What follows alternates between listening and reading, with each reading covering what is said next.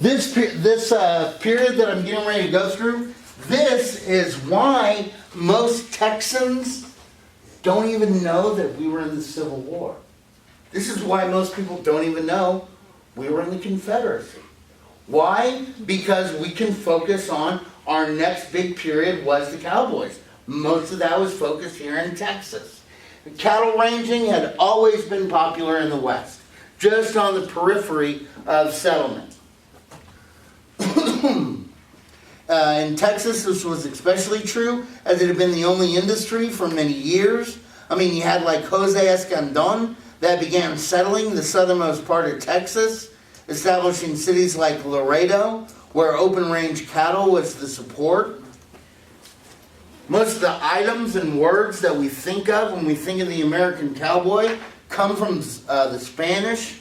Words like Mustang, rodeo, lariat, chaps, spurs, even the saddle that the cowboys use is a Spanish saddle. Guys, most of the saddles that y'all think of, those are Spanish saddles.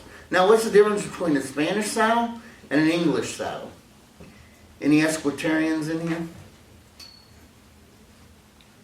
A Spanish saddle has a saddle horn. That's the only difference. That's that little post at the front of the saddle that you wrap like rope around and everything. That's a saddle horn.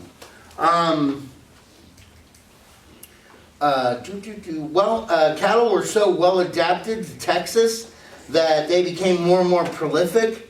Escape cattle, as well as those on the range, slowly developed into longhorn cattle. Cow that was lean, lanky, and they were noted for their speed and endurance.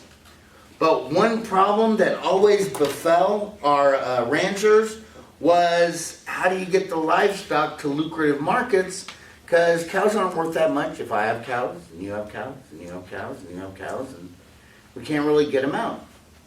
But then comes that little thing known as the Civil War. And when people come back to Texas from the Civil War, there are more cows than there are people. And not only that, but all of the herds of the South, as well as some of the areas of the North, have been totally decimated. And we've got what they need. Don't worry about Samuel Maverick. Well, I'll tell you. You have to basically, Samuel Maverick is where we get the word maverick, to describe someone who kind of plays by their own rules, all that stuff. Samuel Maverick was a San Antonio lawyer. And here in Texas, if you're going to raise cattle, you got to register your brand. Well, he registered his brand as not having a brand. If it doesn't have a brand on it, it's my cattle. So all of these cows that were going wild were supposedly his, which of course he laughed about. But the reason why he registered that is because he did have a herd, but it was on an island, so he didn't need to brand them. The first cattle drive was in 1866.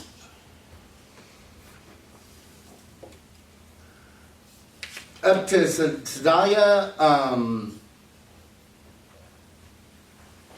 Missouri, which was the western terminus of the Missouri Pacific Railroad. The whole way up, it's subject to raids by post-war bushwhackers and opposition by Arkansas and Missouri farmers.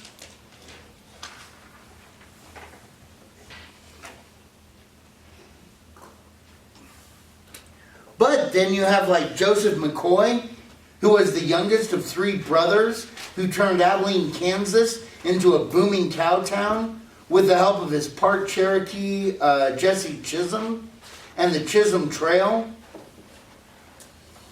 Soon Abilene was changed from a small dead place consisting of about a dozen long huts in 1867 to a flourishing town by 1869.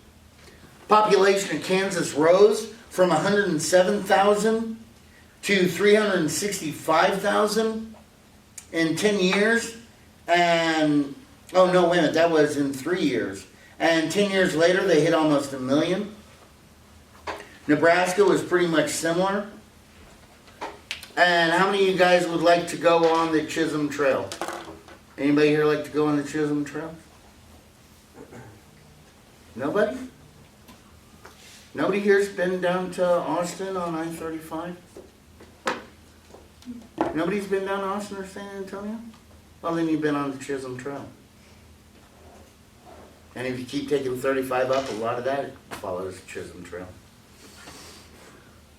But anyway, G.H. Hammond helps things because one of the problems as you're doing these cattle drives is the whole time they're taking the cow up there, it's losing weight.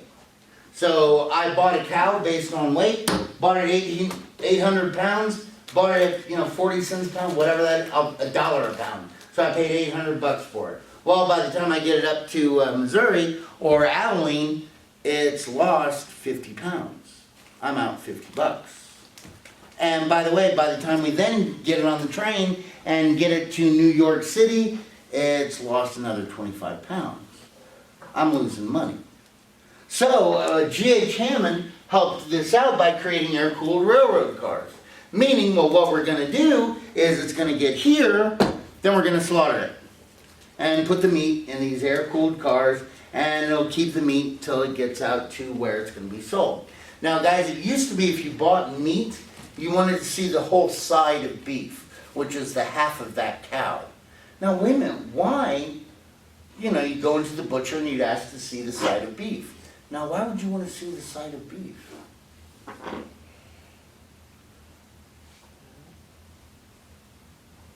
And some people do this this is why bread is a lot of it is in see-through packages. Because if you pick up the bread and you're looking at the back, what might be there? Mold. And you may not want to eat that bread because you know it's about to go bad. Guys, why do you think people want to see the side of beef? Got to make sure it wasn't starting to go bad. And guys, you ready for the fun secret? Do you know why we have barbecue here in Texas? It's not because, oh, I love the flavor. Oh, it tastes so good. The real reason why barbecue was first started was to hide the fact that the meat was going bad. Because, guys, we don't have ways to keep meat for a long time here, and especially if it's humid. Oh, and by the way, guys, barbecue didn't actually start in Los Estados Unidos Americanos. It started in the Caribbean, on barbacoa. Okay? And so, because if you think we got problems with humidity here, it's nothing if you're on the Caribbean islands. Well, this is when Gustavus Swift comes out with an air-conditioned railroad car.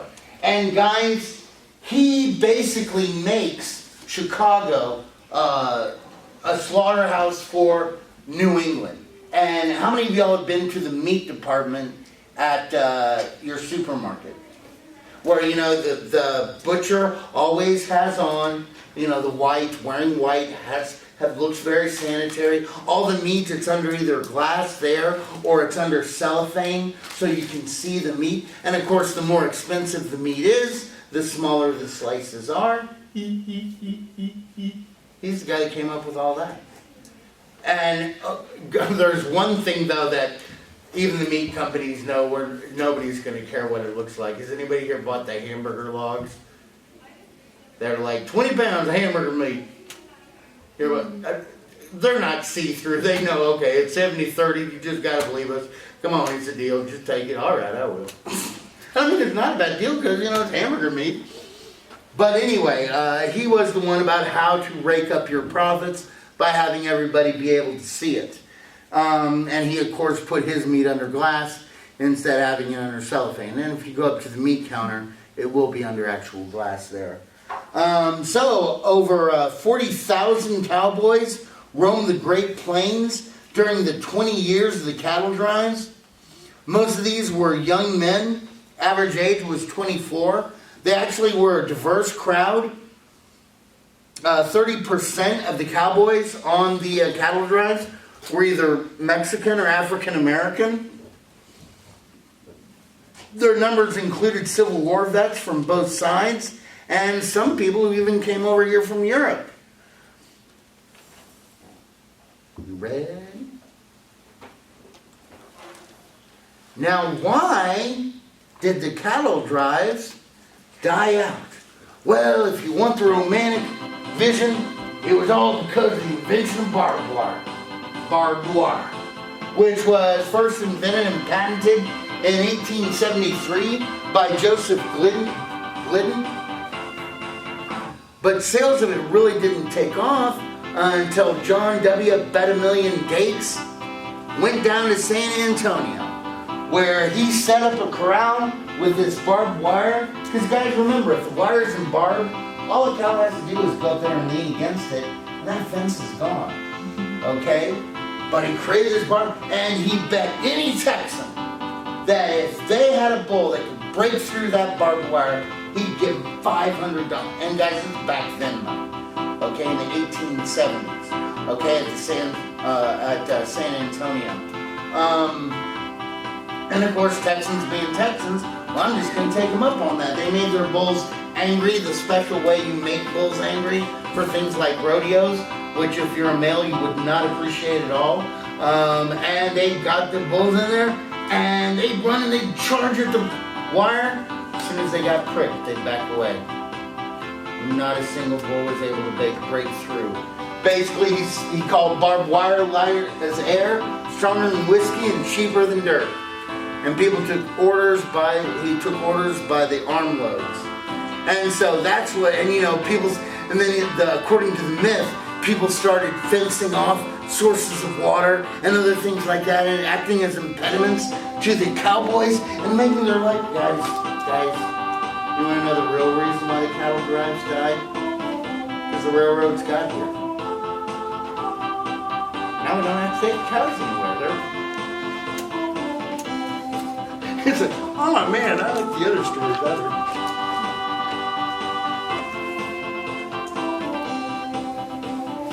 Oh, Dixie Chicks, we love you. Oh, and by the way, guys, a lot of people think that you students are spoiled and no goodniks.